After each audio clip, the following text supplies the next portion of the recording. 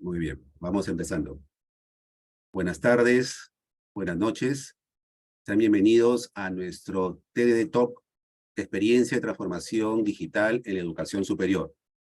El TDD Talk es un formato creado por el Instituto de Transformación Digital para el Desarrollo como un espacio de conversación de expertos en un área de transformación digital, en el que se comparte experiencia y conocimiento en acción.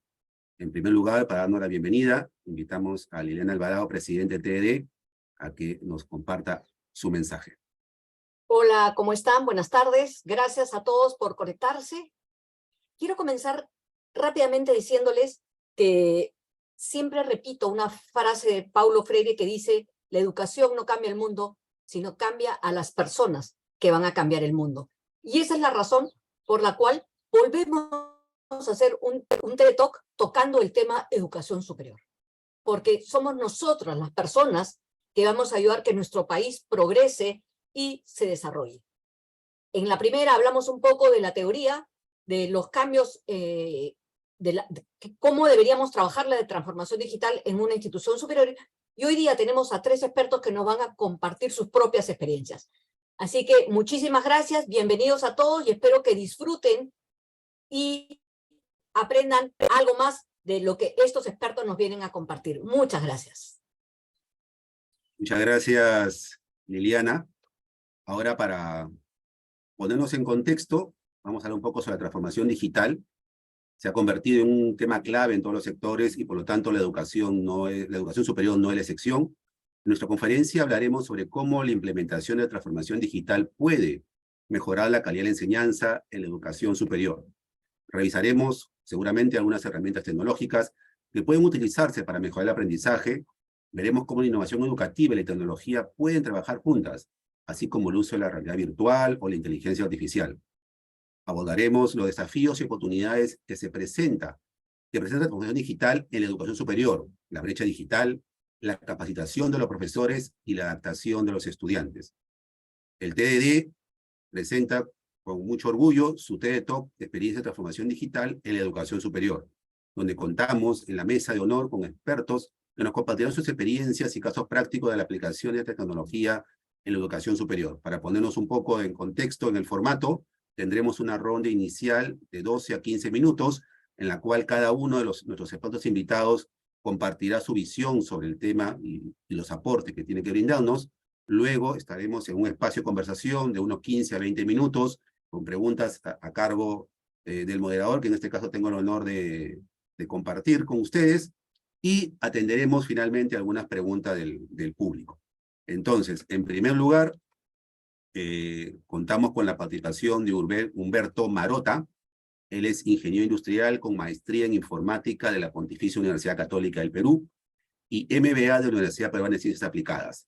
Cuenta con más de 20 años de experiencia liderando transformaciones tecnológicas en universidades como la Pontificia Universidad Católica del Perú, la UPC, y actualmente está como gerente de tecnología y transformación digital de la Universidad Tecnológica del Perú. También ha sido gerente de Global Technology Solution de PricewaterhouseCoopers Perú. Adelante, Humberto, con tu presentación y en tus 15 minutos. Gracias, Armando. Gracias, Lili, por la invitación. Un gusto, un placer realmente estar acompañándonos aquí y contarles un poco cuál es la experiencia que tengo en todo esto, en todo este tiempo que he estado trabajando en educación superior. Son algunos años importantes, sin duda.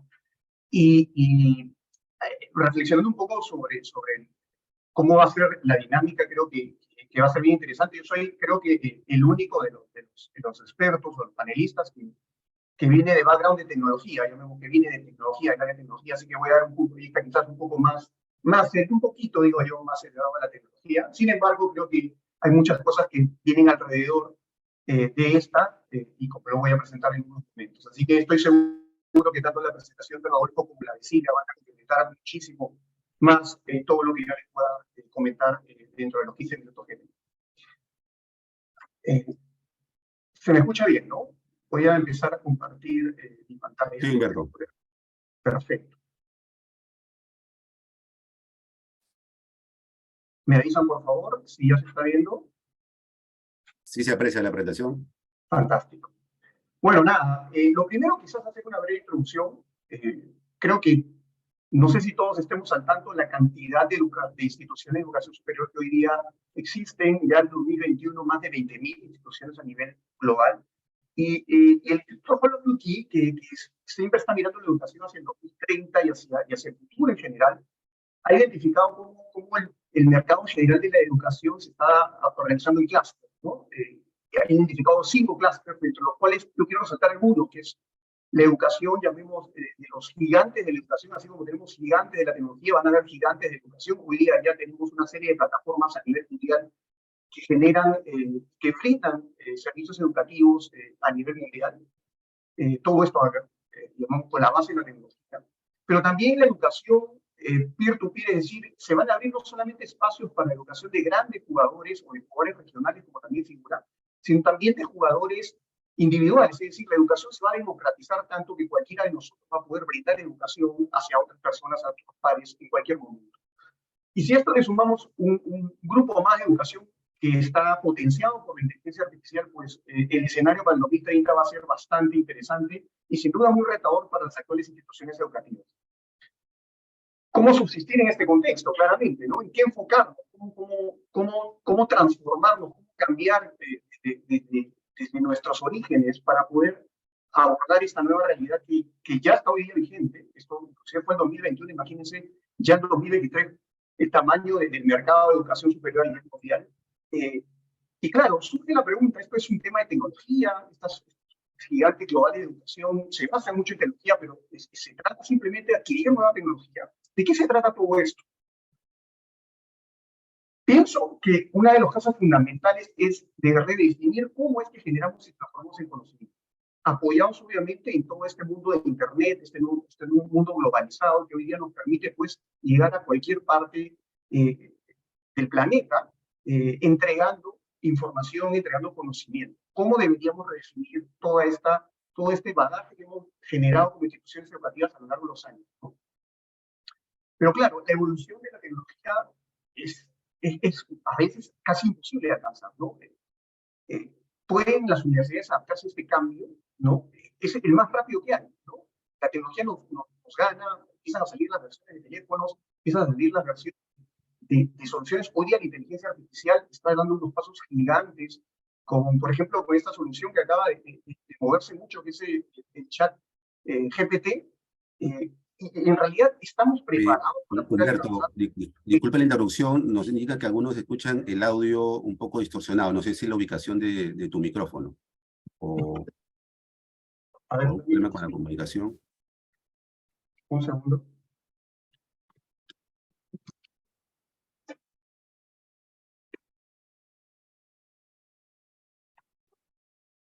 ¿Me dices si se escucha mejor? A ver, si puedes continuar. Sí, perfecto. Pues entonces la educación tiene algo rezagada. Podemos llegar a alinearlo con los cambios tecnológicos. Es bastante difícil. Pero claro, hace pocos años tuvimos el impacto de la pandemia del COVID-19 y tuvimos que pasar en semanas prácticamente la pizarra al mundo digital. Es increíble lo que tuvieron que hacer, no solamente las empresas del sector educación superior o las organizaciones, las instituciones de educación superior, sino todas las empresas que en realidad tuvieron que reinventarse, tuvieron que acelerar la digitalización y en muchos casos, claramente, lo dicen muchos estudios y muchas encuestas, que la pandemia claramente fue un acelerador de la transformación digital de muchas organizaciones que no estaban dispuestas todavía a entrar en este nuevo modelo y que tuvieron que hacerlo un poco a la fuerza. Pues entonces el reto es bastante grande, porque no solamente tenemos que estar alineados con la tecnología que hoy día tenemos, rige el mundo, sino que tenemos que pensar cómo formar, no solamente generar conocimiento y transformarlo adecuadamente, sino también generar ciudadanos capaces de generar pensamiento crítico, de que puedan diferenciar lo que significa conocer, que hoy día todo el mundo puede conocer miles de cosas a través de Internet, de lo que es comprender, es decir, entender correctamente el significado y cómo aplicar correctamente el significado del conocimiento o la información que llega a nosotros. Y entonces es la transformación digital de las universidades, la forma de hacer frente a estos cambios, cómo tendría que ser. Y para eso quiero justamente contarles esta aproximación que les quiero presentar hoy día y que quiero compartir con ustedes. ¿Qué duda cabe que la transformación transformación digital hoy día en educación y en todos los sectores es imperativa. Y yo les quiero contar cómo un poco estamos pensando, cómo dentro de mi experiencia creo que se debe abordar el proceso de transformación digital, sea en una educación, en una institución de educación superior en general en cualquier institución. Primero, pensando en educación superior, obviamente, cambiar un poco el mindset, es decir, cómo pensamos, cómo entendemos la tecnología, cómo nos acercamos a ella, porque eso va a ser fundamental para repensar el modelo en que la universidad tiene que funcionar y la universidad se tiene que relacionar con sus estudiantes. Lo segundo es cómo la universidad tiene que replantearse la forma en que está organizada, cómo tiene que ahora enfrentarse a este nuevo estudiante mucho más calificado, con muchas más herramientas, con muchas más posibilidades de estar en cualquier lugar y poder acceder a él sin problemas, poder relacionarse con él de una manera adecuada. Cómo cambiar la orientación donde la universidad tradicional claramente estaba muy tranquila esperando que los estudiantes llegaran a ella. Hoy día es al revés. La universidad quiere llegar a los diferentes puntos donde están nuestros estudiantes. Y finalmente, el tercer elemento es la tecnología, que evidentemente es parte de la transformación digital como un eje fundamental, pero que no es en sí la finalidad, sino es un habilitador para la transformación digital. Es decir, la tecnología no es el fin en sí mismo, sino es el camino, la herramienta con la cual podemos habilitar justamente nuestro proceso de cambio en este nuevo mundo digital en el que vivimos. Pero todo esto no tendría sentido si no pensamos en un propósito, en el propósito de nuestras instituciones.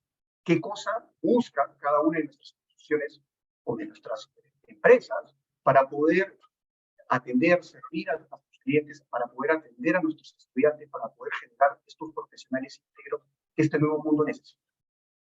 Y claro, tenemos que enfocarnos en los diferentes aspectos, sea la educación de calidad, sea empleabilidad, mejorar la empleabilidad de nuestros estudiantes, generar profesionales íntegros que sean agentes de cambio en la sociedad, ser una organización que genere conocimiento, que ayude al desarrollo de la sociedad y generar un impacto positivo en la vida de los seres vivos y en general de las sociedades.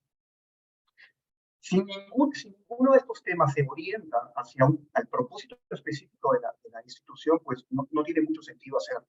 Tenemos que organizar cada uno de estos tres frentes justamente alineados al propósito que cada una de las instituciones educativas tenga.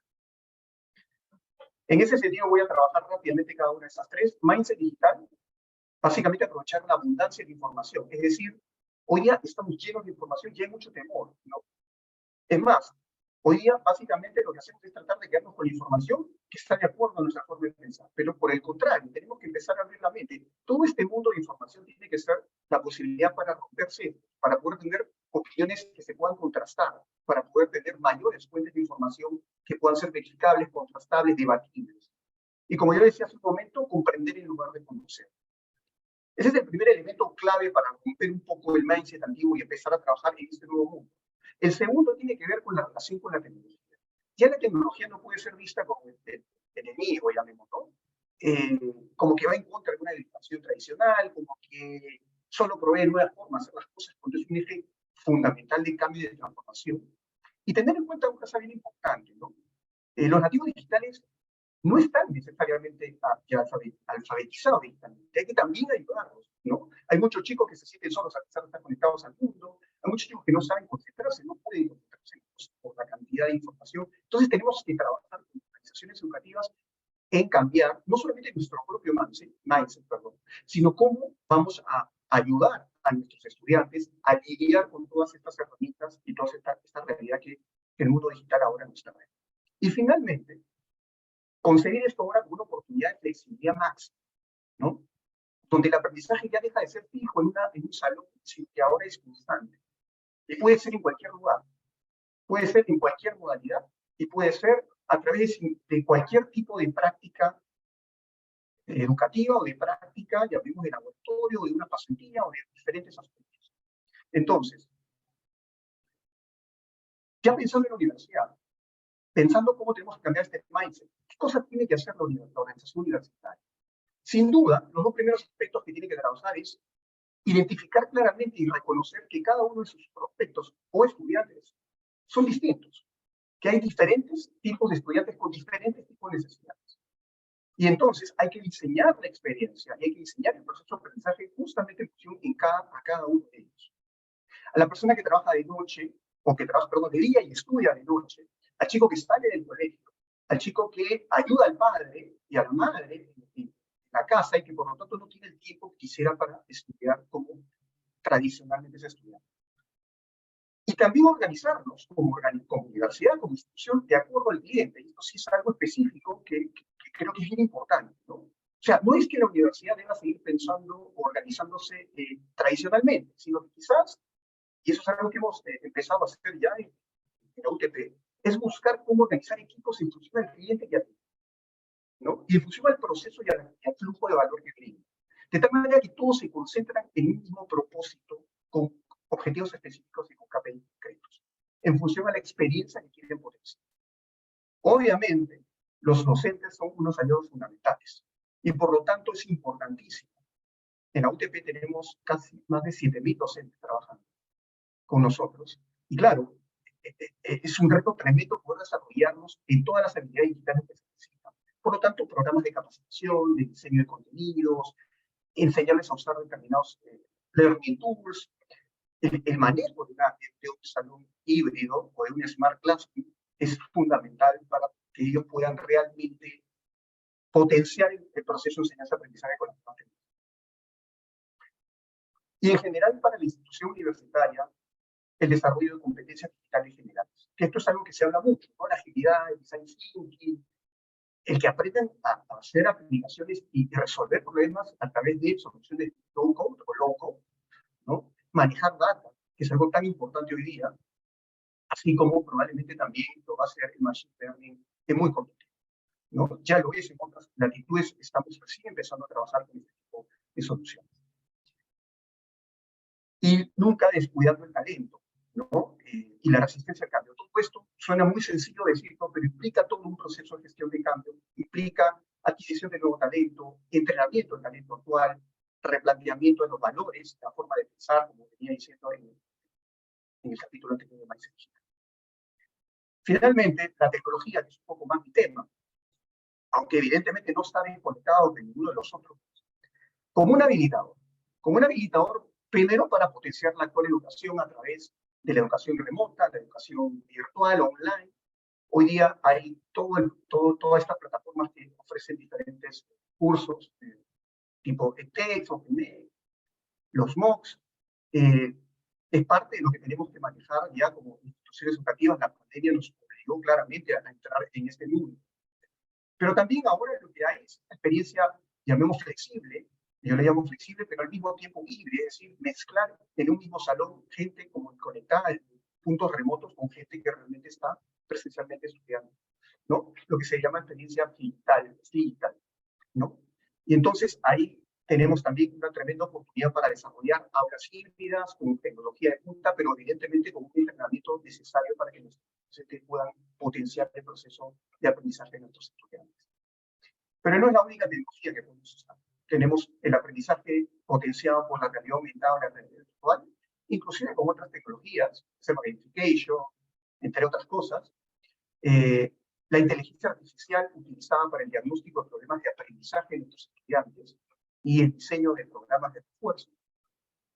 Y obviamente uno de los elementos también que es muy importante en lo que significa la universidad y la generación de conocimiento, ¿no? La conexión, la colaboración. La tecnología es un elemento clave para colaborar, para fomentar la colaboración entre los diferentes grupos, sean estudiantes, sean profesores, sean diferentes comunidades conectadas y generar el conocimiento que también es parte de la misión de la vida. Algunos ejemplos, muy rápido, no voy a hablar en particular de ninguno, de lo que significa hoy en la tecnología, la verdad que hay ejemplos diversos, no pretendo explicar específicamente ninguno, pero para que tengan una idea de la cantidad de soluciones, no son las únicas, por supuesto, hay muchas más categorías, hay muchas más soluciones. De hecho, aquí no he considerado, por ejemplo, herramientas de inteligencia, de machine learning, de inteligencia artificial, que están viniendo hoy día muy en boda y que resuelven un montón de cosas y que nos van a obligar como reto en el futuro, y no tan en el futuro, porque ya creo que es actual, a saber diferenciar la creación humana de la creación artificial. Creo que es uno de los principales retos que vamos a tener. Bueno, acá hay algunos modelos educativos, flip, blend, colaborativos, no quiero tampoco entrar en mucho, probablemente ahí tanto Silvia como Rodolfo vayan a comentar un poquito más en detalle de alguno de ellos, pero creo que estamos en una etapa donde la tecnología está muy a la mano, pero no es solamente la tecnología tecnología en sí misma, sino el modelo y la condición y la forma de y articularla para poder realmente potenciar estas cadenas de valor que yo les comentaba hace un momento. Finalmente, la tecnología no solamente habilita el proceso de aprendizaje, sino también el funcionamiento de los diferentes procesos de la universidad, ¿no? El relacionamiento digital con el estudiante y la mejora de su experiencia. Tenemos que crear una nueva experiencia digital con el estudiante. La oportunidad que tenemos hoy día de tener un conocimiento profundo de cada uno de nuestros estudiantes, inclusive hasta de nuestros profesores, a través de la data y de la analítica que podemos recolectar a partir de todas las interacciones de cada uno de ellos con las diferentes plataformas y soluciones digitales que les ofrecemos. Es información muy potente, muy rica para entender cómo piensan, cómo actúan, en dónde tienen necesidades y en dónde podemos intervenir para ayudarlos en este viaje profesional que están, de desarrollo profesional, de entrenamiento profesional que están realizando. También orientamos a lo que significa la captación, el proceso de enrollment. Hoy día está el social media, tenemos canales digitales por doquier, las videoconferencias, digital marketing. Son una serie de opciones que también existen y que se utilizan muchísimo hoy en día para poder captar estudiantes. Pero no solamente eso, ¿no? Mirar también la organización desde el punto de vista de cómo funcionamos. Digitalización de eficiencia organizacional, automatización, son cosas que se hablan mucho también, que son parte también de una transformación digital y que obviamente implican la implementación de soluciones custom, como comparar plataformas de software determinadas, ERPs, CRM, utilizar RPA para automatizar, etc. Finalmente, algo que a veces se toma a la ligera es no descuidar, primero, la gestión de la integridad, porque todo esto implica mantener la integridad. O sea, el estudiante en el mundo digital necesitamos asegurar que sea íntegro, que toda la información y todo el aprendizaje sea, llamemos, fidedigno, que realmente estemos creando un profesional, estemos desarrollando un profesional que tenga las competencias necesarias y que se pueda evidenciar esta generación, ¿no? Protección de datos es otro elemento fundamental, la privacidad de los datos de los estudiantes. El mundo de la data aumenta muchísimo y hace que esto pues sea un elemento fundamental. Y obviamente la ciberseguridad, porque al estar todos en el mundo digital, pues la protección de este medio, de este nuevo mundo digital es fundamental para poder mantener, llamemos, los servicios adecuadamente con la confidencialidad, con la disponibilidad necesaria. En resumen, y con esto termino, un abordaje propositivo y la adopción de un máster digital es fundamental para la transformación digital de las instituciones de educación superior. Propositivo en el sentido de apertura a la cantidad de información que existe, apertura a la tecnología, apertura a la flexibilidad. Usar la tecnología como habilitador, que es el elemento clave que lo mencionamos muy bien, para aumentar el acceso a la educación. Hoy día, más que nunca, tenemos la oportunidad de llegar a cualquier lugar del planeta brindando educación de calidad. Potenciar el proceso de enseñanza-aprendizaje desde la pedagogía, sin duda, porque sin la pedagogía no hay proceso de enseñanza-aprendizaje, pero potenciado no solamente por herramientas digitales, sino, por ejemplo, por inteligencia artificial, que sin duda va a ser un elemento no es un aliado fundamental en lo que significa el aprendizaje y el análisis cognitivo. Maximizar las probabilidades del éxito estudiantil y de su empleabilidad a través de data y analítica es otra oportunidad tremenda. Desarrollar docentes digitalmente competentes es una obligación de cada una de nuestras instituciones. Y finalmente, diseñar una nueva experiencia universitaria, que se llama el alma mater digital. Es decir, ahora no solamente generamos alma mater a través de el contacto presencial, la vivencia presencial, sino tenemos que empezar a generar contacto y alma mater a través del mundo digital. Muchísimas gracias y espero no haberme pasado quizás por ahí un minuto, pero muchísimas gracias por su atención. Muchas gracias, Humberto. Vamos a pasar ahora a nuestra segunda invitada, a Silvia Lavandera, para invertir unos minutos para presentarla. Ella es psicopedagoga por la Universidad de Huelva, España, ingeniera de medios para educación por la Universidad de Poitiers, Francia, y doctora internacional en tecnología educativa, especialidad pedagogía de los medios, y máster en educación multicultural por la Universidad de Huelva, España. Máster en estrategia docentes para el ciclo 21 por la UNED, máster en tecnología educativa por la Universidad Técnica de Lisboa, Portugal, desarrollo su labor profesional como directora del Centro de Excelencia en Enseñanza y Aprendizaje en UTEC. Aunque bueno, ahora nos actualizará sus coordenadas. Acompaña a diferentes instituciones en el diseño de modelos educativos de referencia en transformación digital y en el diseño de programas y experiencia de enseñanza y aprendizaje de excelencia en entornos presenciales, virtuales y mixtos. Cuenta con múltiples publicaciones en el campo de la educación superior en diferentes líneas: competencia digital, tecnología educativa, metodología activa y evaluación institucional de calidad, entre otros temas de investigación actuales. Ha formado parte de numerosos programas de posgrado en TIC y educación en diferentes universidades en Europa y Latinoamérica. Adelante, Silvia. Bien, muchísimas gracias por la presentación, Armando. Y bueno, buenas tardes a todos y a todas. Voy a compartir mi pantalla y por favor me confirman si se puede ver para iniciar con mi sesión. Se ve bien. ¿Se puede ver? Perfecto. Pues nada, yo también voy a intentar ser breve y no pasarme de esos minutitos que tenemos. Bien, yo les voy a contar un poquito desde la experiencia universitaria, ya más desde un área de enseñanza y aprendizaje, que es el área que he liderado hasta hace muy poquito en UTEC, y ahora paso a otro rol de la Dirección de Transformación y Calidad Educativa. Y lo que vemos en pantalla yo creo que es algo que a todos nos resulta conocido, porque imagino que todos hemos vivido cada uno de los hitos, ¿no? O de esos momentos que ha marcado la pandemia. Yo les traigo, para ponernos en contexto y seguir un poquito lo que el compañero comentaba, todo lo que hemos pasado a nivel de universidad, por supuesto también lo han hecho las empresas, y todo lo que hemos conseguido. Esto es el marco legal y regulatorio del Perú a nivel educativo. Empezamos en marzo de 2020, cuando se nos indica que estamos en estado de emergencia y que posteriormente se suspenden las clases y que tenemos que empezar a adaptarnos a la no presencialidad. Seguimos con orientaciones que recibimos para la continuidad de los servicios educativos, bajo esa modalidad no presencial. Se implementa el trabajo remoto en el Perú. Seguimos en el julio del mismo año, donde ya se autorizan las clases presenciales en pequeños grupos, precisamente para poder desarrollar y poder retomar ese tema de los laboratorios que tanto impacto han tenido en universidades como por ejemplo la UTEC o todas las universidades técnicas que teníamos a cargo la formación, en este caso de ingenieros, y que necesitan sus laboratorios especializados. Seguimos con lineamientos, por supuesto, de bioseguridad para los trabajadores, porque estamos volviendo a la universidad. Cambiamos también en diciembre de 2021 una posibilidad de cambio de modalidad de programas de estudio, según licencia, si así lo queremos.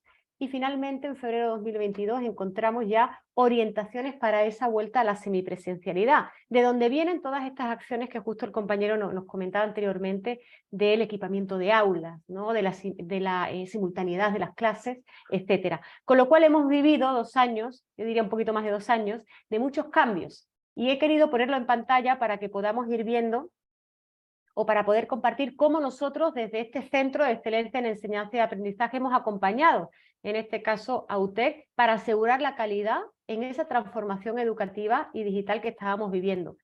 ¿Qué hicimos y qué haríamos, o qué haría yo en este momento si supiera todo lo que sé, ¿no? Después de esa pandemia? Que creo que es algo interesante a compartir. ¿Qué hicimos? Al igual que muchas universidades, diagnosticamos cuál era la competencia a nivel institucional, organizacional, de competencia de los profes, de equipamiento, ¿dónde estábamos? Y a partir de ahí, ¿qué hicimos? Empezamos a pensar paralelamente en capacitaciones y también en infraestructura tecnológica, como primer punto. Seleccionamos los cursos para poder diseñar aquellos cursos que se iban a seleccionar para esa virtualización. Empezamos a pensar cómo aseguramos la calidad del aprendizaje en estos nuevos entornos, nuevos para todos, ¿de acuerdo? Protocolos de seguimiento para toda universidad, o al menos para la universidad en la que yo desarrollo mi servicio. El protocolo de seguimiento para asegurar la calidad es algo prioritario. Teníamos que adaptar todo a esos nuevos entornos virtuales de emergencia.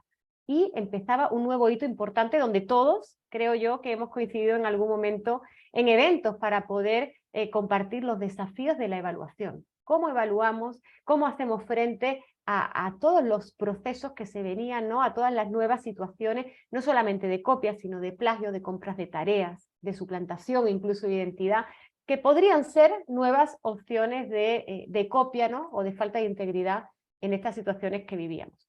¿Cómo asegurábamos los servicios académicos desde la matrícula, los pagos en línea? Y por supuesto acompañábamos, ¿no? O trazábamos la ruta para acompañar a los docentes y por supuesto a todos los colaboradores, porque esa transformación educativa no solamente implicaba el cambio o la adaptación del profesor o del estudiante, también de todas las personas que sostienen el funcionamiento de una institución educativa y que quizás no están en el escenario, pero sí están en la antesala, haciendo que toda la magia educativa suceda a través de su trabajo. Desde el equipo de TI, que es fundamental, la biblioteca, el equipo de calidad, muchísimos equipos que no se ven, pero que posibilitan que este engranaje de enseñanza y aprendizaje funcione. Post-COVID, es decir, la pregunta sería, ¿qué haría ahora? ¿Qué haríamos? ¿Qué hemos aprendido? Hemos aprendido que, por supuesto, tenemos que empezar con un diagnóstico, pero que tenemos que empezar con la capacitación y el diseño de la experiencia del estudiante y del docente que va a desarrollar un curso mediado por tecnología. Hay que empezar nuevamente por ese diseño de la experiencia. Yo creo que la palabra experiencia ha tomado muchísimo valor después de este COVID. Siempre se hablaba del proceso, si recordamos, yo hablo desde el gorrito de pedagoga, psicopedagoga, y siempre se habla en todos los manuales de pedagogía de proceso de enseñanza-aprendizaje. En Europa, desde el proceso de Bolonia, ya se hablaba de experiencia, pero en el Perú hemos empezado a hablar de experiencia precisamente, al menos en entornos educativos durante la pandemia. Y eso es el gran aprendizaje. Tenemos que empezar a diseñar la ruta, el journey del estudiante y del profesor, porque tenemos que diseñar una experiencia y no un proceso únicamente. ¿De acuerdo? Yo empezaría por ahí si la pandemia me cayera hoy, con todo lo que sé y con todos los errores, digamos, gracias a los cuales hemos aprendido a tener mejores procesos, ¿no? Luego seleccionaría los cursos a virtualizar, luego aseguraría los procesos de calidad educativa y, por supuesto, los protocolos de seguimiento y evaluación. Seguidamente, me ocuparía de esos protocolos de servicios académicos tan importantes para que todo funcione en línea, y recién ahí es cuando yo empezaría a pensar en qué infraestructura y tecnología consideramos que queremos incluir en una universidad para que toda esa experiencia diseñada sea posible. Y a partir de ahí, por supuesto, seguiría, como habíamos hecho en 2020, con el acompañamiento a todas las personas que conforman la comunidad educativa, en este caso de UTEC o de cualquier otra universidad. ¿Qué fue lo que nosotros estuvimos haciendo, si recordamos esa primera ruta que yo les comentaba? Nosotros empezamos por una capacitación de infraestructura hecha con mucho criterio, con mucho esfuerzo, mucho trabajo, y afortunadamente salió muy bien. Pero empezamos con esa capacitación para una enseñanza de emergencia. Si ustedes ven, el programa tiene justo fecha. Nosotros fuimos una de las universidades que empezamos a tiempo, pero precisamente con una formación muy específica, porque había muchas personas que nunca habían estado conversando o formando, ¿no?, a través de una tecnología, con lo cual tuvimos una formación muy intensiva que por supuesto terminaba con sesiones de apoyo y con pruebas. Y justo empezamos también con una capacitación con estudiantes y una semana de refuerzo virtual para asegurarnos que esto saldría bien, ¿de acuerdo? Entonces trabajamos con el estudiante todas aquellas líneas o lineamientos que os he enseñado, desde la capacitación hasta su propia matrícula, para que todos tuviéramos pues las reglas claras y pudiéramos cometer los menos errores posibles.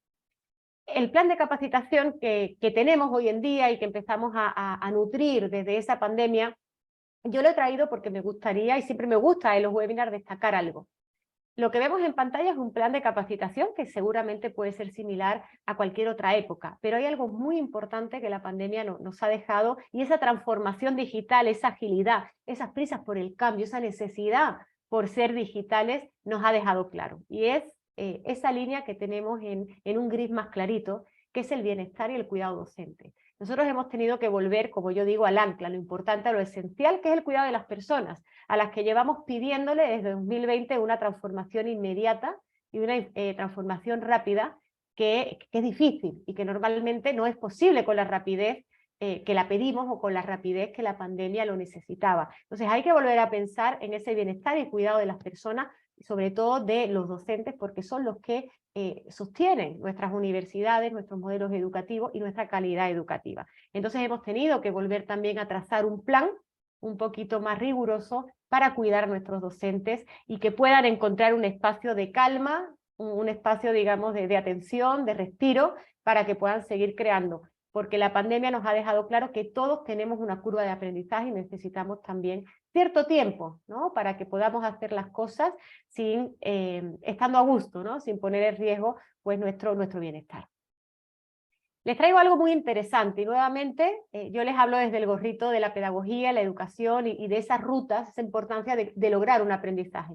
Lo que tenemos aquí en pantalla es algo que a mí personalmente me gusta mucho y es una cartografía del diseño pedagógico de lo que significa una educación en línea, una educación no presencial. Es una cartografía diseñada por la Universidad de Extremadura y miren qué interesante, esto simula una línea de metro, simula la línea de metro de Madrid y tiene distintas líneas, la L1, la L2, la 3 y la 4. ¿De acuerdo? Miren qué interesante los recorridos o las rutas de aprendizaje que tenemos que tener en cuenta en cualquier diseño pedagógico y sobre todo en un diseño virtual de aprendizaje. La línea 1 es la línea de prevención del abandono. Cuando uno diseña una ruta de aprendizaje tiene que tener en cuenta que tenemos que asegurar que las personas no se sientan aisladas, que las personas no abandonen esa línea, no se bajen de nuestro metro, de nuestro tren, porque no hemos cuidado cosas esenciales. ¿De acuerdo? Si yo me monto en la línea 1, empezando por la izquierda, miren qué interesante lo que tenemos que atender. Motivación del estudiante hacia las tareas académicas, carga de trabajo, ese equilibrio que también hemos aprendido, yo creo, un poquito más durante la pandemia. Hay que diseñar las experiencias de aprendizaje, por supuesto, en función a unos créditos, unas horas, créditos entendidos como esa unidad de inversión de tiempo que el estudiante tiene que considerar para aprender algo, pero que es finita. Entonces, ese diseño tiene que ser muy consciente para que podamos no cargar, ¿no? Por decirlo de alguna manera, establecer una carga pertinente y adecuada en cada ruta de aprendizaje. Organización temporal, acción tutorial y orientación académica, es decir, un chico que estudia virtualmente, hay que darle esos espacios de tutoría, de feedback, ¿no? De atención. Y por supuesto también esa gestión de la información, discúlpenme, vuelvo para adelante, esa gestión de la información sobre las asignaturas o los cursos. Si yo me voy a la línea 2, es el fomento de la motivación. Miren que por el momento no estamos hablando de tecnología. La línea 2 tenemos autonomía, tensión, tenemos el clima, tenemos el estímulo, el empeño. La educación virtual, al igual que cualquier educación, hay que motivarla. En la educación virtual también se generan conflictos, también se generan emociones que hay que gestionar para que esto funcione. Y por supuesto hay que fomentar la autonomía del profesor y del estudiante, precisamente para que no se nos bajen del tren. En tercer lugar, encontramos la línea de transmisión de conocimiento, es decir, cómo yo logro como docente enseñarte, desarrollar una competencia que tú como estudiante seas capaz de desarrollar y ser el protagonista de tu aprendizaje en un entorno virtual. Y nuevamente, si empezamos por esa subida al tren desde la izquierda, ahí empezamos a hablar de qué tecnología sería la más interesante para vídeos de clases asíncronos, macroactividades, microactividades, vídeos síncronos, apuntes del profesor, contenidos de expertos con licencias copyright. Ahí podemos empezar a ver qué tipo de tecnología optimiza el aprendizaje de las personas que tengo enfrente y que además de ello son diversas, que es algo que también es importante y que dentro de un entorno virtual de aprendizaje tenemos que tener en cuenta, ¿no? Esa atención a la diversidad. Y la última línea es la de la evaluación del aprendizaje, que ha sido pues tan nombrada, tan trabajada, porque nos preocupaba a todas las universidades el tema de la evaluación. Volviendo desde la izquierda a ese tren en la L4, cuestionarios y pruebas objetivas, coevaluación, portafolio, ejercicios de autoevaluación, aplicación de conocimiento, creación de productos, ahí volvemos nuevamente a hablar de tecnología, wikis y blogs, rúbricas, es decir, cuáles son todos los instrumentos, los recursos, las herramientas que yo tengo a disposición para poder elaborar una evaluación segura y significativa donde mis chicos aprendan. Entonces, con todo esto que yo os traigo, la intención es comentar, transmitir, compartir algunas ideas que son importantes dentro de una educación virtual. Cuando una universidad quiere generar esa transformación digital, no tiene que perder de vista estas 4 líneas de metro, ¿no? De la prevención del abandono, la motivación, la transmisión del conocimiento y, por supuesto, la evaluación. Son partes súper importantes para que nadie se nos baje de este tren tan maravilloso que es la educación.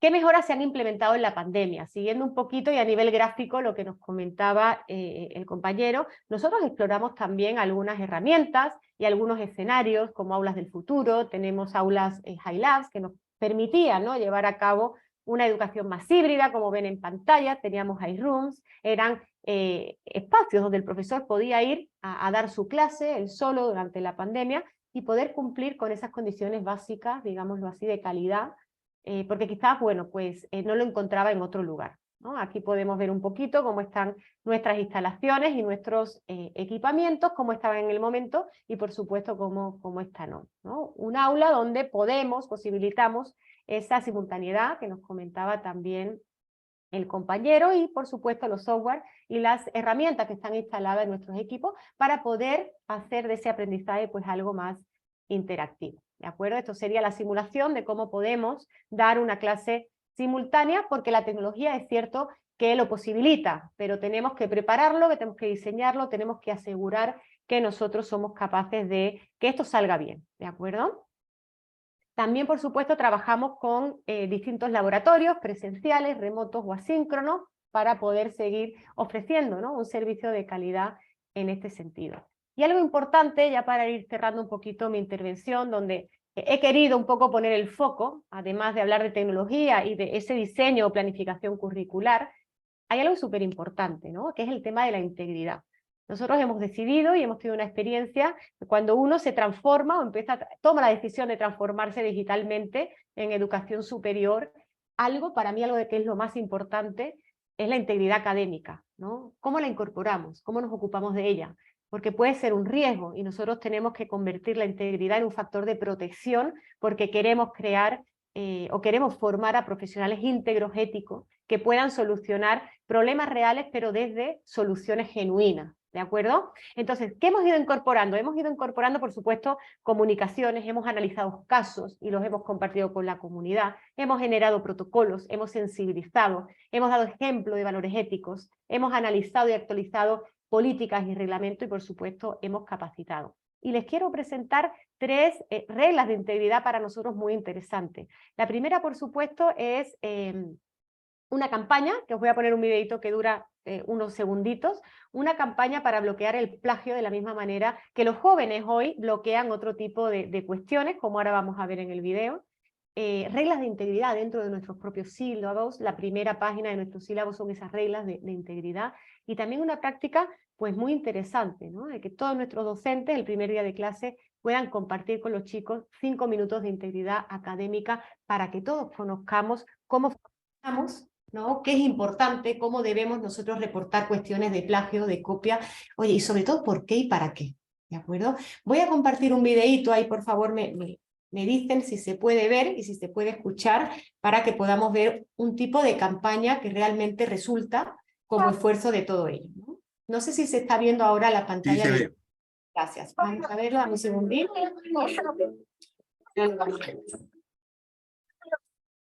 Sabes que somos la generación que cambió las cosas, ¿no? Digitalmente imparables, con nuestras habilidades logramos bloquear muchas injusticias. Ni ven Dios navegando en redes. Bloqueamos el hate, las diferencias y hasta el tóxico. ¿Pero te bloquearías a ti mismo? Eso hacemos cuando elegimos plagiar o copiar para avanzar. Bloqueamos nuestro futuro profesional. El Perú necesita profesionales comprometidos. Seamos el futuro que el país necesita. Bloquea el plagio. Antes que el plagio, bloquee tu futuro. Perfecto. Con este videito yo lo que os quería hacer ver es la importancia de tener en cuenta esas soluciones, esas campañas, esas acciones éticas, ¿de acuerdo? Porque como bien decía el video, formamos profesionales, porque el Perú y el mundo necesitan profesionales éticos que sean capaces de transformar una institución, pero desde el compromiso de la ética. Y ya para finalizar, ¿qué hemos aprendido nosotros en UTEC? Hemos aprendido que cuando transformamos digitalmente o virtualmente la educación, aparece este fenómeno de clases simultáneas que puede funcionar muy bien, pero hay que tener en cuenta que requiere de autonomía del estudiante y que no funciona en todos los contextos. Que las evaluaciones significativas y con peso quizá tienen que volver a ser presenciales o tenemos que pensar en qué momento o de qué manera podemos hacerlas para evitar, digamos, esa copia. El tema de experiencia de enseñanza-aprendizaje del usuario. Esa experiencia del usuario que siempre ha estado en el mundo de TI, aparece, y yo creo que aparece con bastante impulso en el mundo de la educación. Hay que diseñar experiencias. Hemos aprendido que la apropiación de TIC requiere de orden, requiere de planificación y que hay una curva de aprendizaje que hay que tener en cuenta. Que también hemos aprendido que hay que apostar por la integridad y por la ética en cualquier proceso de transformación. Y por supuesto algo muy interesante, ¿no? Y habla un poquito del talento que también nos comentaba anteriormente el compañero. Hay que valorar, hemos aprendido a valorar aquello que no sustituye la tecnología, que son nuestros docentes. Y quizás el futuro sea tener tipologías de docentes que brillen en aquellas modalidades de aprendizaje donde brillan, ¿no? No hay que deshacerse ni sustituir al profesor que en la presencialidad nos da una cátedra y nos deja atentos y con ganas de más, ¿no? Seguramente ese profesor tiene que seguir brillando en la presencialidad y otros en la virtualidad. Y hemos aprendido, como bien empezaba también su discurso el compañero, que estamos en un mundo donde la educación mixta es la que ha llegado para quedarse, ¿no? Virtual, presencial o incluso la unión de ambos mundos. Y eso es lo que hemos aprendido, lo que quería compartir en esta sesión. Y, por supuesto, daros las gracias. Siempre terminar con una frase interesante y la educación no es sobre cuánto tú aprendes, sino la educación tiene que ver con cuánto crecemos, ¿no? Entonces, diseñemos experiencias y transformemos universidades haciendo crecer a las personas. Gracias. Muchas gracias, Silvia, por tu exposición. Ahora damos pase a nuestro tercer invitado, nuestro tercer especialista, Rodolfo Kremer. En primer lugar, un reconocimiento y agradecimiento especial. Él se está conectando desde España, no sé si son la 1 de la mañana o más temprano por allá, así que gracias por ese... 1:46. Gracias por ese esfuerzo. Para presentarlo, diré que él es doctor en Administración de Empresas, ha sido director, gerente comercial y de marketing en múltiples empresas y distintos sectores, con experiencia en el consumo masivo, la banca y microfinanzas, el sector automotor y los servicios de hotelería, entre otros. Con más de 17 años de experiencia multinacional en la educación superior privada, especializado en la innovación académica, el desarrollo de nuevos productos, modelos de aprendizaje y modalidad de estudio, liderando varias startups universitarias en Europa, Norte y Latinoamérica. Trabajó para la Laureate International University, la mayor red de universidades privadas del mundo, ha sido ex vicerrector académico de la UPC, es profesor internacional de estrategia y marketing en la USU Business School de Uruguay y en diversas escuelas de negocio en Latinoamérica y Europa. Adelante, Rodolfo, con tu presentación. Muchísimas gracias, Armando. Tengo que hablar bajito porque es la 1 de la mañana, como has mencionado. Y esas son las ventajas y las maravillas de la tecnología. Yo iba a hacer una pequeña broma que los peruanos entendemos y iba a decir, una cocina surge para el que adivina de dónde estamos transmitiendo, ¿no? Y porque estamos en un pueblito en la Sierra de Madrid que se llama Becerril de la Sierra. Y eso es lo que hace la tecnología. Este aparatito combinado con la computadora permite que hoy día estemos conectados y podamos todos compartir nuestras experiencias, ¿no? Entonces, déjenme compartir una breve presentación que me va a ayudar a tener las ideas en orden. Entiendo que ya se está viendo, ¿cierto? Vale, Así buenísimo. Bueno, tenemos 7 millones de años de evolución, ¿no? Y hemos llegado hasta la etapa en donde el teléfono móvil pues, se ha hecho indispensable en todos los momentos de nuestra vida y para todas las generaciones, ¿no? Estamos viviendo unos momentos de cambio exponencial. Como bien anotó Humberto al comienzo, con su primera presentación, estamos en un lado de la curva en donde lo que parecía lineal ya no es lineal, es exponencial y voy a volver a eso en un momento. Pero lo que es interesante anotar es que cuando cambia un paradigma, todo vuelve a cero. Es decir, no es predecible, no es lineal, simplemente es un reset, volvemos a empezar y hay que volver a entender y volver a construir lo que sucede. Y esto ha pasado en todos los sectores, pero en realidad en casi todos los sectores, ¿no? Hoy pedimos un taxi con un aplicativo. Hace unos años había que pedir los taxis o por teléfono o parados en la calle. Hoy se piden con aplicativo en cualquier ciudad del mundo. La red más grande de hoteles, la red más grande de alojamientos, ¿no? De hoteles, no tiene una sola habitación, ¿no? La compañía más grande de comunicaciones hoy día no tiene ningún tipo de infraestructura de telecomunicaciones como había antes, ¿no? Como Telefónica o Bell South. Hoy las compañías más grandes de comunicaciones son infraestructura digital. El proveedor más grande de almacén más grande del mundo no tiene stocks y tiene un canal de logística que ni siquiera es propio y puede hacer logística inversa, ¿no? El proveedor más grande de contenidos no produce contenido, lo producimos nosotros, cuando publicamos en Facebook, en TikTok, en Instagram, ¿no? Ellos solo son un canal. Los bancos que más crecen hoy no crecen como oficinas. Puedes abrir una cuenta en un banco en otro país sin tener que irte a otro país, si manejas una moneda que ya no es física, ¿no? Una criptomoneda. Y por supuesto, pues la compañía productora más grande de películas del mundo no tiene un solo estudio de filmación, y se llama Netflix, ni tiene una sola sala de cine. Y el proveedor más grande de aplicaciones del mundo no codifica ninguna aplicación, ¿no? Y así, por donde miremos, la tecnología pues ha eh, irrumpido, penetrado todos los campos de nuestra actividad, pero hay una excepción. Y la excepción ha sido la educación en general. Si nosotros miramos la educación en un lapso de tiempo, digamos, prolongado, de unos 800 años, vamos a darnos cuenta de que lo hemos venido haciendo de manera muy similar, ¿no? Han cambiado, hemos pasado de un cuadro a una foto en blanco y negro, y quizás le hemos puesto un poco de color, pero básicamente la dinámica ha sido la misma. Un profesor que enseña, alguien que transmite el conocimiento, ¿no? Y el resto de manera mucho más pasiva, pues escucha y lo recibe. Esto es lo que hablaba Humberto y lo quiero retomar, es el proceso de cambio. En una etapa nosotros pensamos que el cambio es lineal y predecible, ¿no? Después nos damos cuenta de que, bueno, sí sigue siendo lineal, pero como que tiene más pendiente.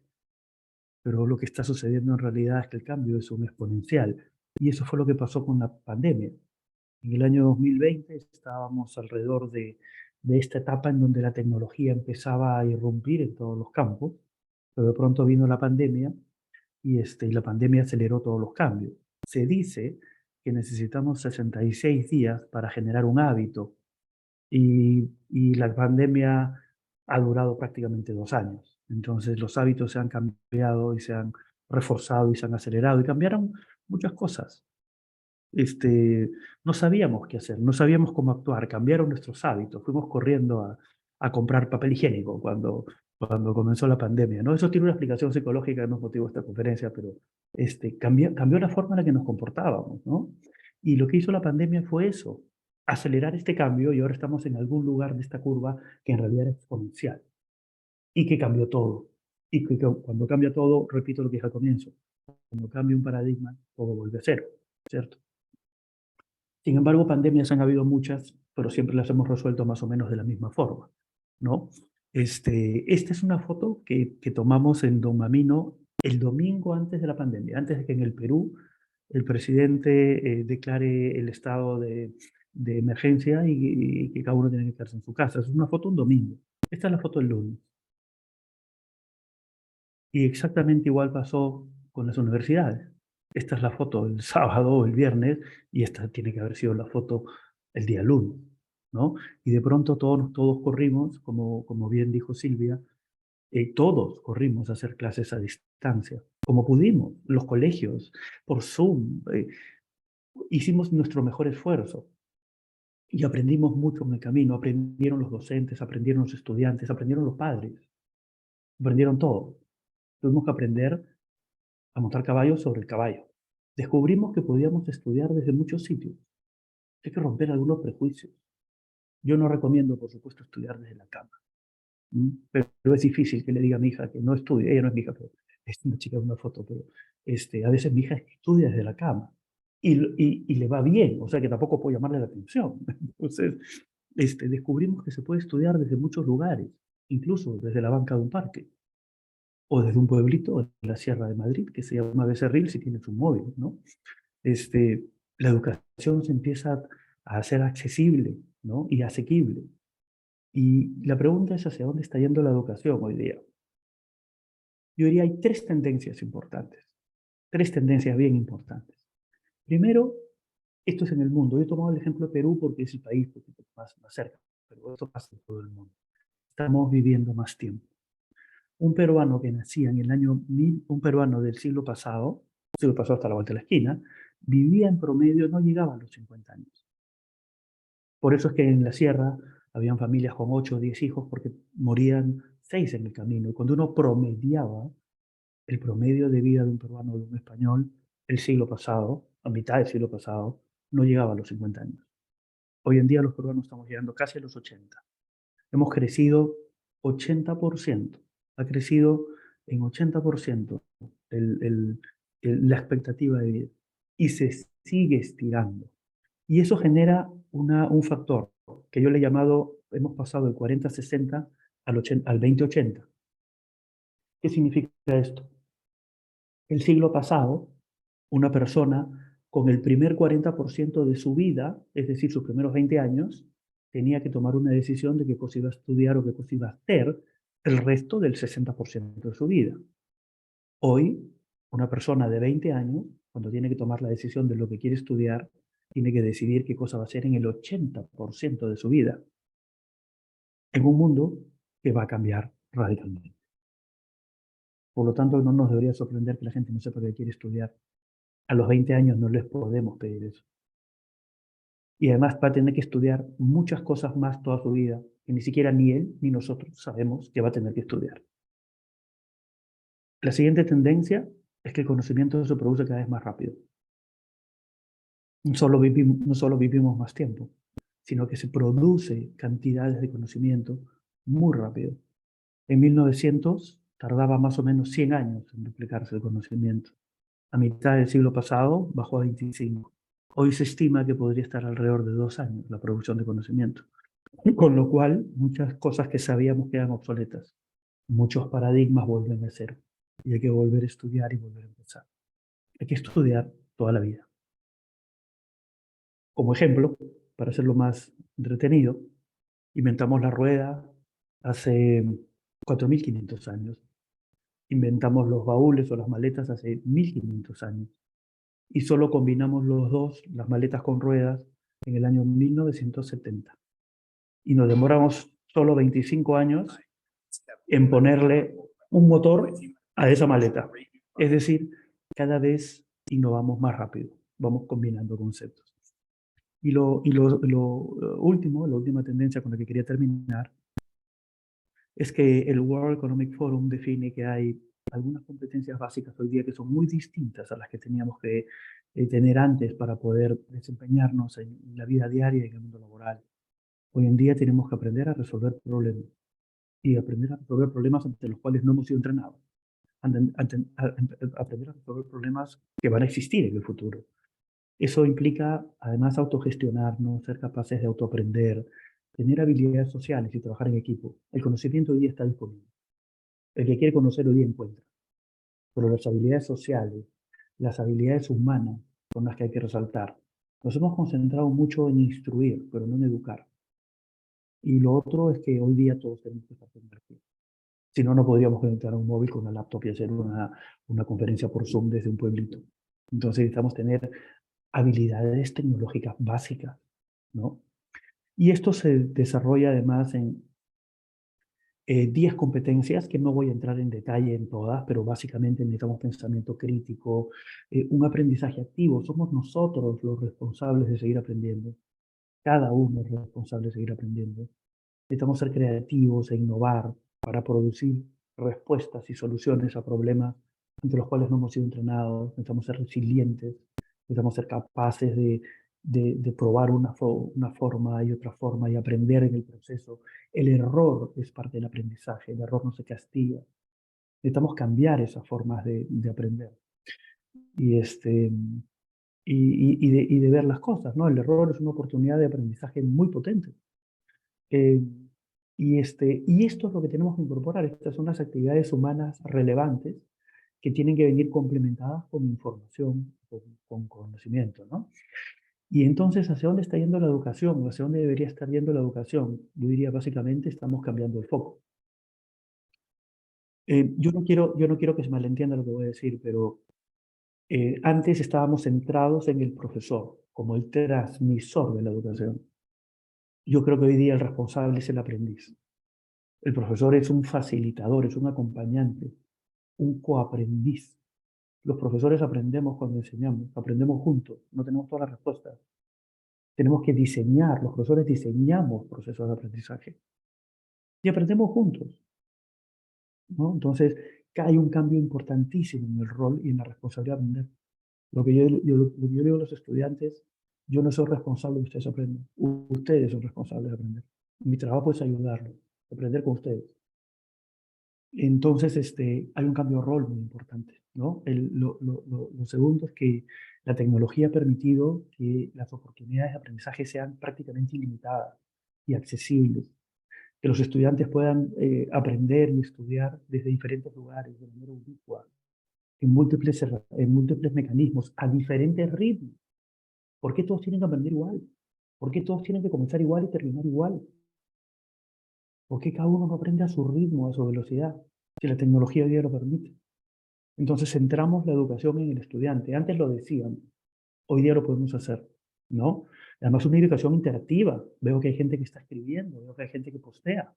Una persona que escribió hoy día en el chat que tenemos ahorita puso que la educación remota no produce resultados de aprendizaje, y lo voy a leer porque no quiero fallar a lo que estoy diciendo. Permítanme un segundo.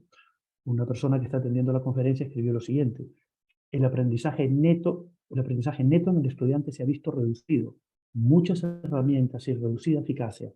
¿Qué hacer ante esta realidad? Lo que yo le diría a la persona que escribió esto, con mucho cariño y con mucho respeto, es que está equivocado. Porque el aprendizaje a distancia y el aprendizaje usando tecnología ha demostrado que produce los mismos resultados que el aprendizaje presencial, o mejores. Eso ya está demostrado. Porque hay dos tipos de educación, o tres tipos, ¿no? Una educación presencial y una educación a distancia, por decirlo, una educación respaldada por tecnología. Yo diría que hay dos tipos de educación. Hay buena educación, sea presencial o sea a distancia, y hay mala educación, sea presencial o sea a distancia. La educación a distancia ha demostrado que cuando está bien diseñada y utiliza múltiples herramientas, produce iguales o mejores resultados que la educación presencial. Son paradigmas que estamos derribando. La educación antes estaba muy pasiva. El profesor habla y los estudiantes escuchan, anotan y hacen como que aprenden. Como decíamos en broma, el profesor hace como que enseña y los estudiantes hacen como que aprenden, ¿no? Hoy el estudiante es un actor activo y es el responsable de aprender. Y se conecta con el aprendizaje o no se conecta con el aprendizaje. Y es su responsabilidad. Y bueno, aquí hay algunos detalles más. No quiero relatar cada uno, pero sí quiero irme al último. Solo quiero que vean la última línea, ¿de acuerdo? Esa, la ventaja principal de la educación a distancia, la educación respaldada por tecnología, ha demostrado que produce resultados iguales o superiores que la educación presencial. Entonces hay que derribar algunos mitos y, por supuesto, aprender la forma de hacer educación a distancia utilizando múltiples herramientas de aprendizaje que han demostrado que producen un alto impacto en el aprendizaje de los estudiantes, valga la redundancia. Algunas ideas fuerzas para terminar. Primero, el estudiante hoy es el verdadero centro del proceso de aprendizaje. Hablamos de profesores que coaprendemos con estudiantes o procesos de aprendizaje entre pares, como bien habló Silvia y Humberto. Necesitamos desarrollar habilidades digitales en todos, en los profesores, en los estudiantes, en los padres. Las plataformas educativas son muy eficaces, están interconectadas. Podemos conectar plataformas en diferentes partes del mundo. El acceso a los contenidos y la información hoy día es casi prácticamente libre. Hay demasiada información, hay que saberla filtrar, curar, construir algo con esa información, hacerla divertida. No tiene por qué ser un proceso aburrido. Hoy podemos estudiar desde cualquier lugar, desde cualquier dispositivo, en cualquier momento, al ritmo de cada persona, ¿no? Y esto permite que la educación sea mucho más accesible, asequible, democrática, ¿no? Puedo estudiar a la carta. Hoy día puedo estudiar lo que necesito, cuando lo necesito. No tengo que estudiar todo el programa y comenzar por donde me dijeron y terminar un año después o un año y medio después donde me digan. Puedo estudiar lo que yo necesito hoy día para resolver mis problemas hoy. Y bueno, podría seguir asignaturas en diferentes partes del mundo, en diferentes idiomas, con traducción simultánea. Los contenidos se pueden mover entre diferentes plataformas, se pueden hacer convalidaciones o reconocimientos entre múltiples países, ¿no? Y, en fin, ahí podemos conectar el contexto y la realidad con la educación y con el proceso de aprendizaje. Como bien se acotó bien en la educación moderna, el espacio y la realidad es el tercer maestro. Y podemos conectar la educación y el proceso de aprendizaje con la realidad, sacándola del aula tradicional y de ese proceso unidireccional en donde el profesor era el que transmitía el conocimiento. Hoy en día podemos contextualizar el proceso de aprendizaje con la realidad y en el propio lugar donde el estudiante está aprendiendo y aplicando lo que aprende, ¿no? Bueno, y yo quería terminar con una última frase al mismo estilo de Silvia. Es una frase que he usado mucho en graduaciones, que decía Confucio, además del siglo V antes de Cristo, ¿no? Él decía, el mundo será para los que sigan aprendiendo, con un corolario. Esa frase tenía un cierre, y el cierre de la frase es, aquellos que ya aprendieron están preparados para un mundo que ya no existe. Esto lo decía Confucio en el siglo V antes de Cristo. ¿Cómo será hoy día esto de importante en un mundo en donde el conocimiento se duplica cada 2 años, ¿no? Bueno, muchas gracias. Y gracias, Armando y Liliana, por la invitación.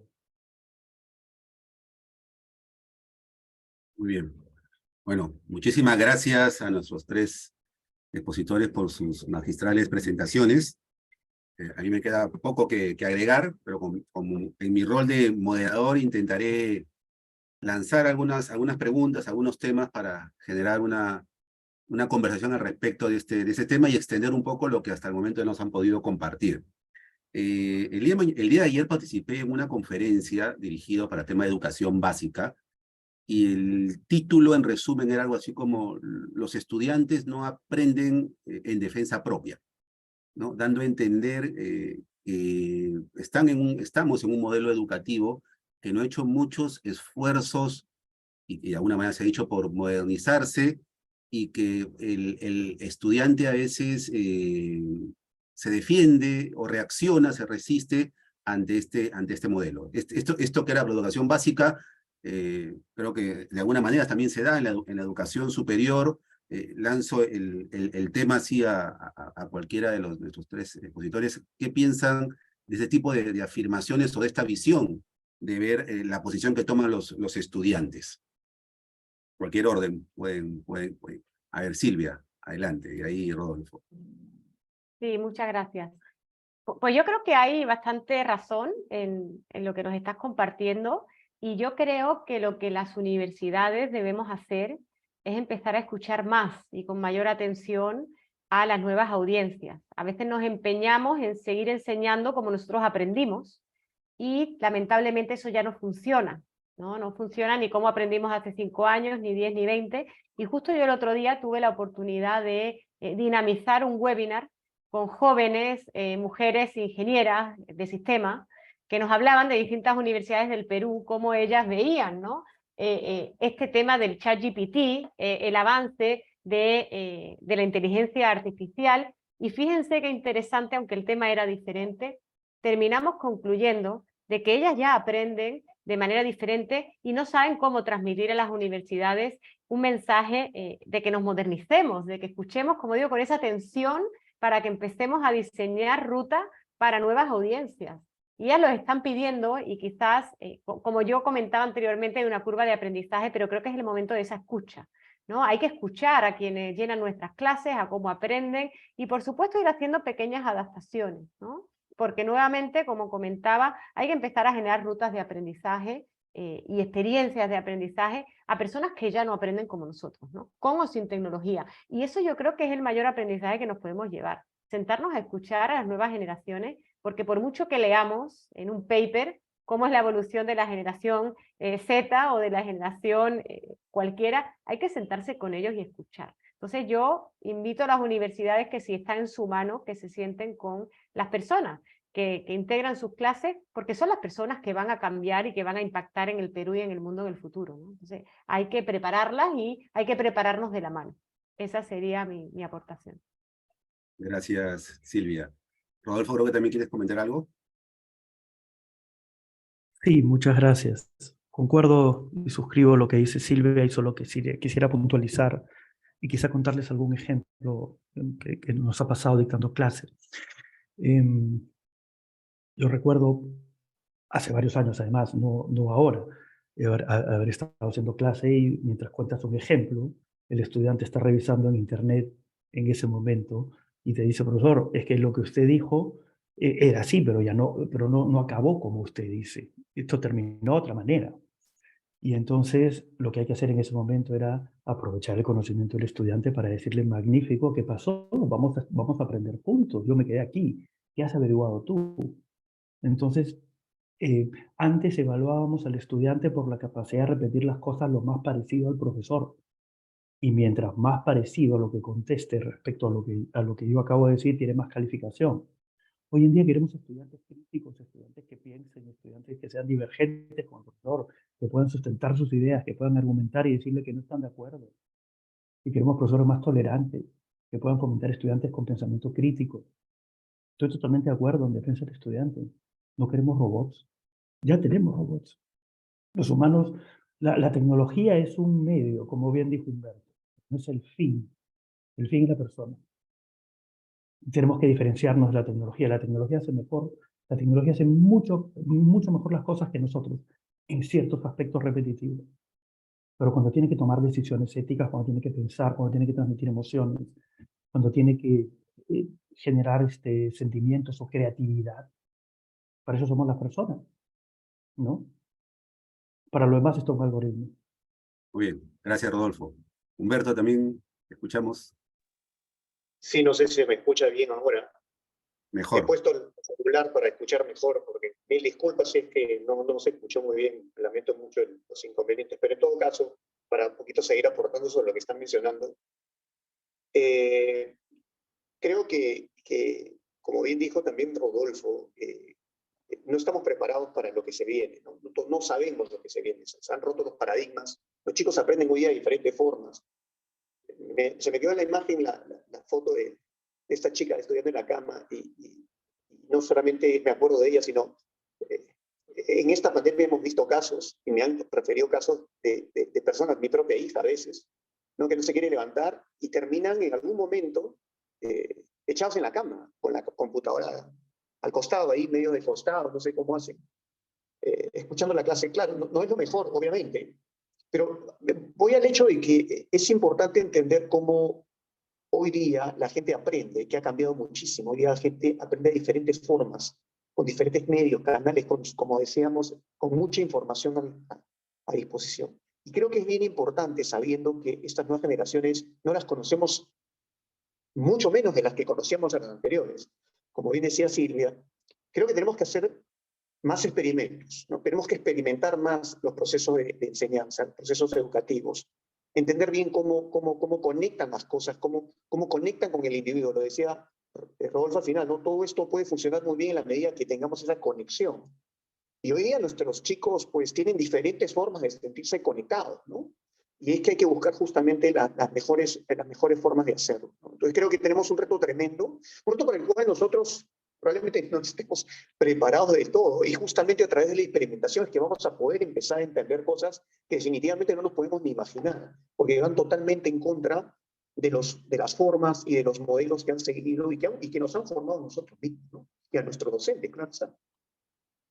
Muy bien, gracias Humberto. Rodolfo, Armando, ¿quiere agregar algo? sí, quería agregar algo que dijo Humberto, y mi cerebro está yendo más despacito, porque como la 1 de la mañana. Pero, Humberto, un profesor, un docente hoy día es un generador de curiosidades. Tiene que incentivar la curiosidad en el estudiante. No es un transmisor de conocimiento, es un motivador de curiosidades. Eso es lo que tenemos que hacer los profesores hoy día, motivar ese interés para explorar, para investigar. Muy bien. Gracias por sus respuestas a esta primera pregunta. Voy con la siguiente. Ahora hemos hablado bastante de la experiencia del estudiante, del foco en el estudiante, pero también tenemos otro actor importante, que es el profesor.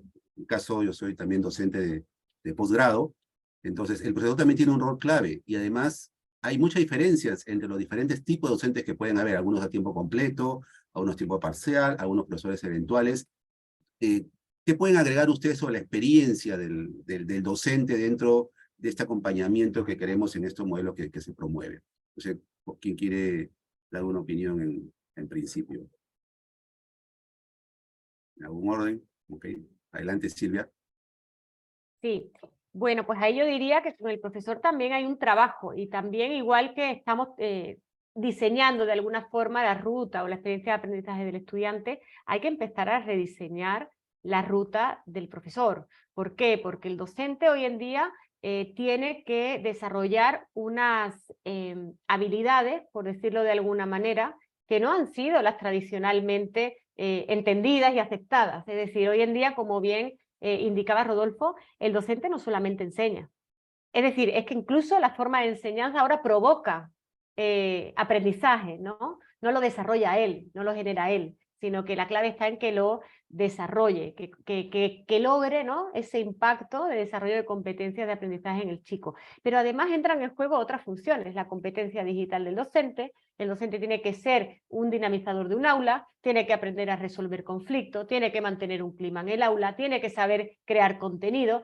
Entran en juego un montón de competencias porque el rol del docente ha cambiado, ¿no? El docente ya no solamente está en el centro, sino que diseña. Y cuando uno es un diseñador, tiene que atender a distintas cuestiones importantes. Y por ello creo que hay que diseñarlo, acompañarlo, para que sea consciente de cómo esto ha cambiado. Y tiene un rol muy importante que antes no se tenía. Antes se ponía una nota, se entregaba y aquí ya no había discusión.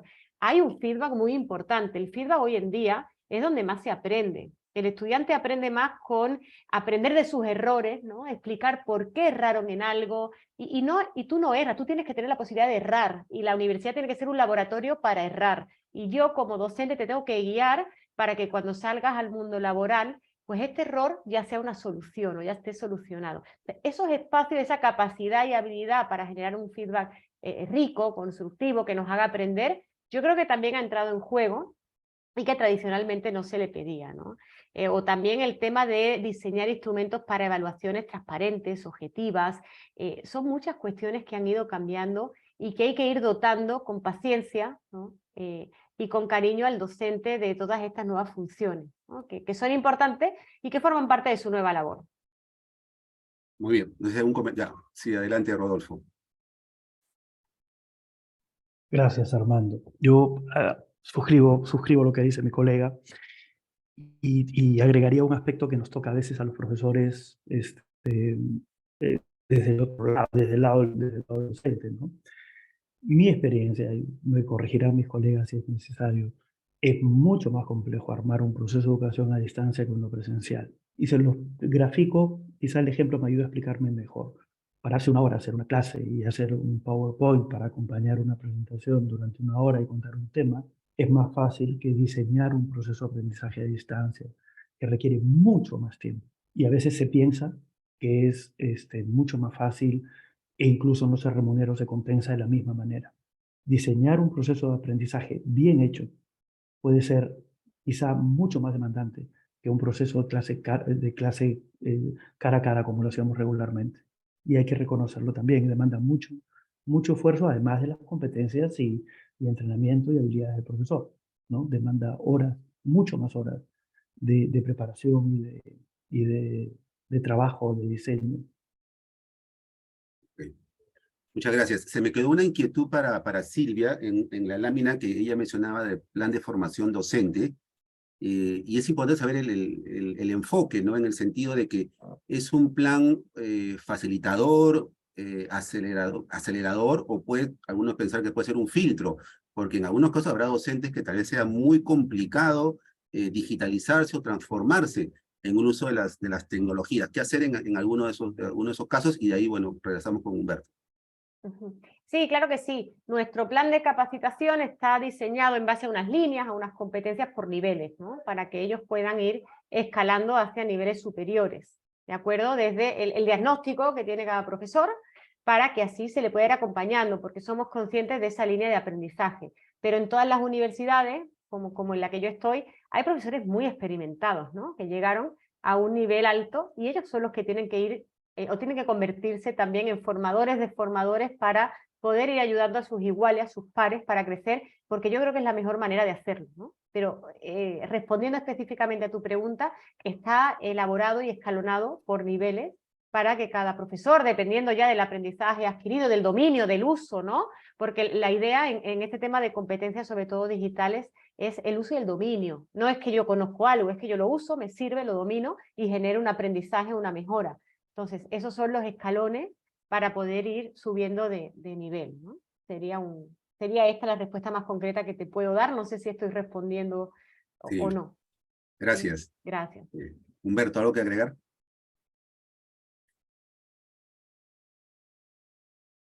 Sí, como está con la mano levantada, o no hay nada más que agregar en este tema, Humberto. Sí, sí, perdóname, no te escuché bien. Ahora sí, ¿se me escucha de nuevo? Solamente Sí, quiero sí. asegurarme ya, porque acaso.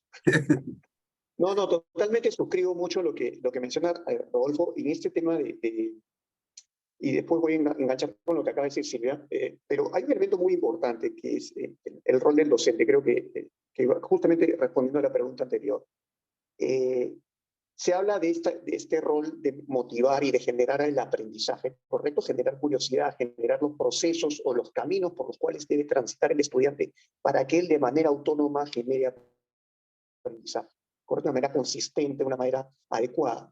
Y claro, yo me puedo pensar como, yo como docente, ¿no? Y lo decía muy Rodolfo, armar un PowerPoint es una cuestión de transmisión de conocimientos.